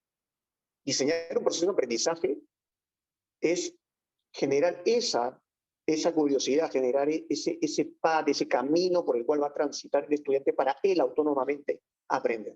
Es totalmente diferente, requiere otro tipo de habilidades, que justamente son las que hemos venido discutiendo que tienen que ser transmitidas, generadas, para decirlo de manera correcta, en el docente. Y no es fácil porque evidentemente tenemos docentes de diferentes formaciones, de diferentes backgrounds. Es complicado poder lograr algo masivo, si se quiere pensar, y creo que es también me alineo muchísimo con lo que dice Silvia, es decir, hay que empezar a formar, llamemos, pirámides, ¿no? Jerarquías, ¿no? Redes de entrenamiento docente que se apoyen en la tecnología, porque definitivamente la tecnología tiene que ser en este momento el aliado, porque ya no se puede pensar en un rol facilitador si es que no está la tecnología de por medio. Es imposible pensar en un rol facilitador docente como hoy día aprenden los chicos, como hoy día se conectan los chicos, como hoy día se mueven los estudiantes, en general nosotros, ¿no? Entonces creo que es fundamental tomar en consideración ambos aspectos, tanto el tema formativo como el tema de entender las diferencias fundamentales entre, llamemos, el nuevo proceso o el nuevo diseño de aprendizajes en la universidad y en general en la escuela, ¿no? Ok. Muchas gracias, Humberto. Tenía una pregunta más, pero no quiero dejar de dar pase a algunas preguntas del público que ha estado bastante activo en el chat y en el módulo de preguntas. Una pregunta de Carlos Arturo Quiroga, a quien agradecemos por acompañarnos y también ha sido uno de los más activos en el chat. Su pregunta es, entre varias que ha planteado, ¿es posible lograr modelo de aprendizaje donde no existan espacios físicos, partiendo de las lecciones logradas de la educación a distancia, las plataformas virtuales, los modelos de aprendizaje colaborativo? No sé quién quiere aportar sobre esa pregunta. Adelante, Rodolfo. A ver, vamos a probar un proceso de aprendizaje activo. Démosle que el mismo participante dé su respuesta en el chat. Vamos a escucharlo, ¿qué te parece? Vamos a ver. Invitamos a los... Después yo por lo menos no voy a la pregunta, después qué opino, pero sería interesante que el participante opine. A ver, hagamos un proceso más activo. De acuerdo, Hacer la pregunta es fácil, vamos a buscar la respuesta. Bien, vamos a unos segundos o minutos para que la gente vaya paso a la siguiente pregunta y luego revisamos lo que han mencionado en el chat. En tal caso, reitero la consulta, ¿no? Sobre, ¿es posible lograr modelo de aprendizaje donde no existan los espacios físicos? Sí, claro que sí. De eso ha tratado esta conferencia. Ok, muy bien. Vamos a ver qué dice en el chat. En tal caso, voy pasando a la siguiente pregunta. Si han podido leer el chat, ha habido muchas inquietudes relacionadas a inteligencia artificial, al ChatGPT, que está bastante de moda. En tal caso, igual lo voy a mencionar. En este caso hay 3 personas: Carlos Baraco Monsante, Virginia Quispe Asensio y Mirko Repetti, algunas preguntas que plantean es: ¿cómo comprobamos que el alumno está aprendiendo a través de tecnología? Existe el ChatGPT, la cual entrega respuestas bastante certeras a las preguntas que hace el alumno. ¿Cómo incluir la inteligencia artificial en la enseñanza, aprendizaje? ¿Por qué no incluir en todos los cursos el uso de ChatGPT para alguna tarea, discutir acerca de la diferencia entre este uso, copy-paste versus integrar diversas fuentes por nuestra cuenta? A ver, no sé, si tienen me gustaría escuchar algunas opiniones respecto al uso de inteligencia artificial, ChatGPT y estos modelos. A ver, adelante, Humberto. A ver, ¿qué sucede, no? O sea, siempre aparece nueva tecnología, ¿no es cierto? Hace un tiempo aparecieron los virus y de repente aparecieron los antivirus, ¿correcto? Hoy ya estamos generando cierto pánico, inclusive ayer me pasaron la noticia de que Elon Musk y otras personalidades, el mismo Noval Harari, que es un historiador israelí que ha escrito un libro muy interesante sobre la evolución del hombre y de la tecnología y lo que nos podemos convertir en superhumanos, hablan de frenar un poco el avance de la inteligencia artificial, ¿no? Y siempre que se habla de frenar, yo me pregunto si es posible frenar. Entonces, sí, creo que es imposible. Creo que vamos a tener que aprender a convivir con estas cosas. Obviamente, así como cuando hemos trabajado todos los temas de Internet, salieron los temas de seguridad, los temas de protección de datos, hemos tenido que construir modelos, acuerdos, inclusive legislación alrededor. Creo que algo similar va a suceder con la inteligencia artificial. O sea, pienso yo, no hay que asustarse, hay que tomarlo con mucha responsabilidad, sobre todo con perspectiva ética, ¿no? Creo que es una de las cosas más importantes y probablemente la que más preocupe si es que este tipo de herramientas termina en manos inadecuadas. Pero ya hemos visto lo que ha pasado, por ejemplo, también con los drones, ¿no? Todo tiene que ver con la manera en que el ser humano regule, estructure y enfoque y oriente cada uno de los avances tecnológicos con los cuales digamos, vamos evolucionando y van apareciendo. Pienso que a nivel del mismo chat GPT vamos a tener, obviamente, mecanismos para poder controlar. De hecho, ya los hay. Le puedes preguntar hay una solución que te dice si es que lo que te ha presentado una persona ha salido de chat GPT o no.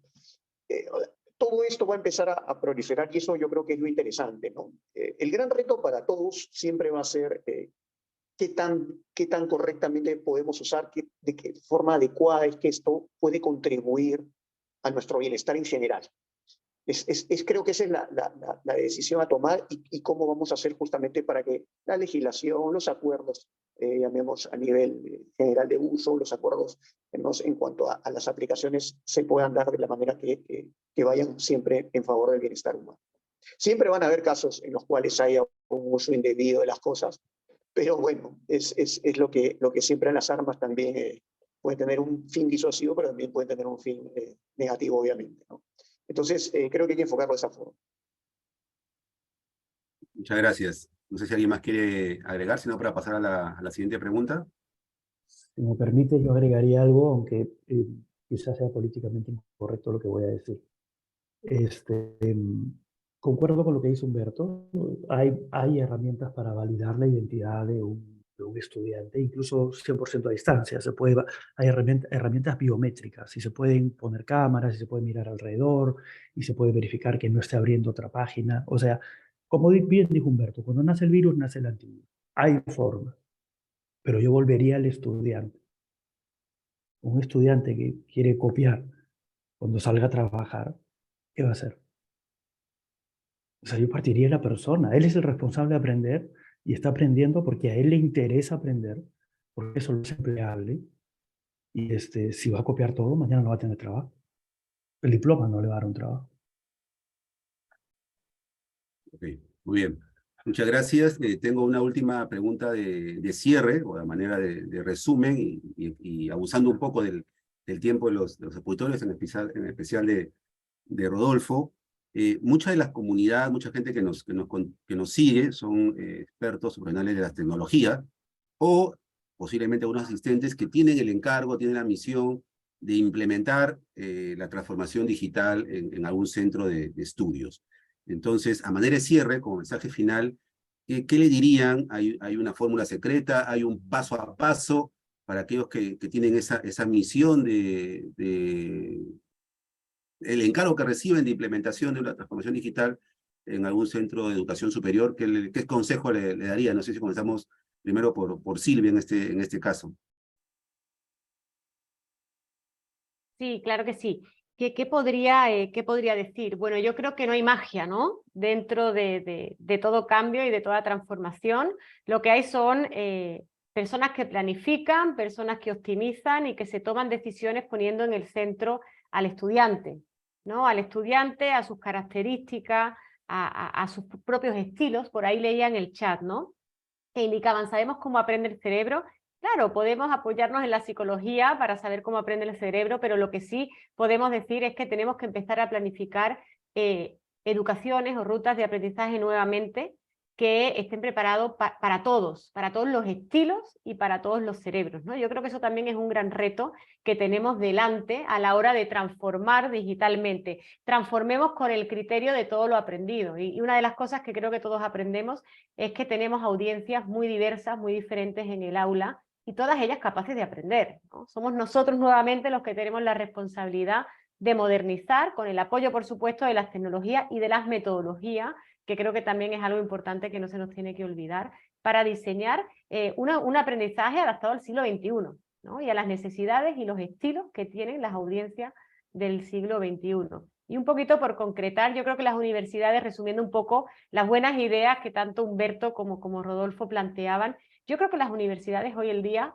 o la sociedad hoy en día, nosotros no queremos followers, queremos pensadores críticos, capaces de transformar y de mejorar nuestros propios países y de poder mejorar las vidas de los demás con nuestro trabajo, ¿no? Entonces yo creo que eso hay que tenerlo presente a la hora de elegir yo cómo transformo. ¿Empaqueto todo en todos los paquetes iguales virtuales y los doy? ¿O me preocupo por ir más lento, transformando de una manera con criterio y atendiendo a todas estas necesidades para conseguir personas que salgan ahí fuera, lideren países y los mejoren, ¿no? Que yo creo que eso es lo que queremos todos. Entonces yo ese es el consejo que podría dar para que, bueno, pues que se pueda tener en cuenta. Ese es el criterio fundamental, porque en las universidades nos encargamos de generar y crear conocimiento y de educar profesionales que solucionen problemas. Y eso no se nos tiene que olvidar, ¿no? Muchas gracias, Silvia. Rodolfo. Sí, ante la pregunta de la receta, yo pensaría si uno quiere innovar, yo pensaría que tiene que estar dispuesto a asumir riesgos. Tiene que estar dispuesto a asumir riesgos creativos. Quieres innovar. Y lo siguiente es equivócate rápido y aprende pronto. Ok, muy bien. Muchas gracias, Rodolfo. Humberto, igual tus palabras finales. A ver, si tuviera que dar un consejo, lo primero que es, estamos hablando de la persona que va a impulsar este proceso, sin duda, vas a ser un agente de cambio, ¿no? Es el primer gran elemento que tienes que tomar en consideración. Vas a tener una serie de reacciones y vas a tener que analizar bien cómo las vas a abordar. Ese es el primero. Segundo, hay que hacer un diagnóstico, lo dijo Silvia, de la situación actual en la que te encuentras y conectarla con el propósito de la institución. O sea, ¿qué tanto hoy día tus capacidades están realmente dando soporte, están impulsando el propósito de tu organización? ¿Están estudiando, aprendiendo correctamente tus alumnos? ¿Están desempeñándose correctamente en el mercado laboral? ¿Tu nivel de deserción es un nivel manejable? ¿Qué sé yo? Es cuestión de identificar justamente por dónde quieres llevar tu propósito. Y sobre eso tratar de articular, que es la mejor forma de poder vincularte con la alta dirección de tu institución, para que realmente tengas como agente de cambio el apoyo y el impulso para llevar adelante una transformación. Dicen que los que tienen que estar involucrados siempre es la alta dirección, ¿no? Pero la alta dirección, la única forma de involucrarse es a partir de que perciba claramente cómo la transformación va a impulsar el propósito de la organización, ¿no? Como hacer un canalizador, llamemos un elástico para impulsar el propósito de la organización. Y no descuides el cambiar el mindset de tu organización, es decir, cómo tienen que empezar a pensar la tecnología, cómo utilizarla como un habilitador, cómo romper paradigmas, cómo pensar en que las cosas están cambiando y si uno no cambia, pues lo van a o sacar o otra nueva realidad va a sobreponerse sobre sus creencias originales y vas a tener que quizás hacer cambios más duros más adelante, ¿no? Eso es lo que yo le recomendaría a cualquier persona que quiera abordar bueno, que quiera abordarlo. Creo que todos estamos ya en el viaje de transformación digital, pero quizás pueda replantearlo, pueda reperfilarlo, pueda afinarlo. Ok, muchas gracias, Humberto. Bueno, reiterarles el agradecimiento a Humberto, a Silvia, a Rodolfo, por sus presentaciones el día de hoy. Igual gracias a todos los que nos han acompañado en esta sesión Zoom y también a la retransmisión que ha habido en Facebook. Vamos a estar colgando la presentación en nuestros canales, la grabación en YouTube y también compartiendo las presentaciones. Será hasta nuestro siguiente TED Talk. Salimos una vez al mes o dejando un mes. Así que estén atentos a nuestras redes sociales para el siguiente encuentro. Ahora sí lo dejamos Armando. descansar ya a Rodolfo y será hasta otra oportunidad. Armando, Muchas gracias a si me todos. Armando, si me Gracias. permites un segundo, Sí, porque adelante, Rodolfo. Ya. Humberto tocó un tema que detonó una idea.